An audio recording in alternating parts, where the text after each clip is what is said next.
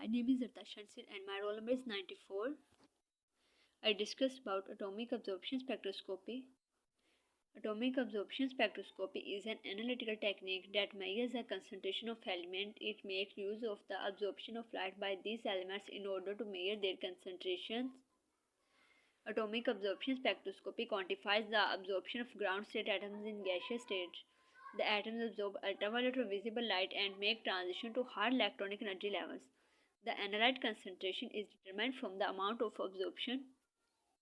Concentration measurements are usually determined from a working curve.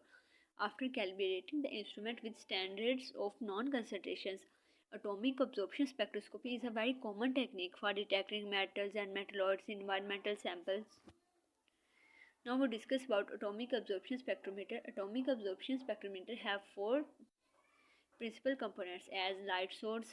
Usually we use HCl as hollow cathode lamp, an atom cell atomizer, a monochromator detector and readout device. This is the schematic diagram of an atomic absorption spectrometer.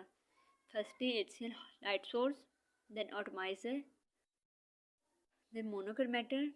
Monochromator disperse light of single wavelength into different wavelength detector and readout device.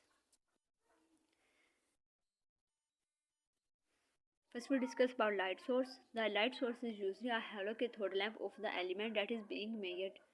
It contains a tungsten anode and a hollow cylindrical cathode made of the element to be determined. These are sealed in a glass tube filled with an inert gas, neon or argon. Each element has its own unique lamp which must be used for that analysis. This is the hollow cathode lamp. Second, we discuss about atomizer. Elements to be analyzed need to be an atomic state. Atomization is separation of particles into individual molecules and breaking molecules into atoms. This is done by exposing the analyte to high temperature in a flame or a graphite furnace.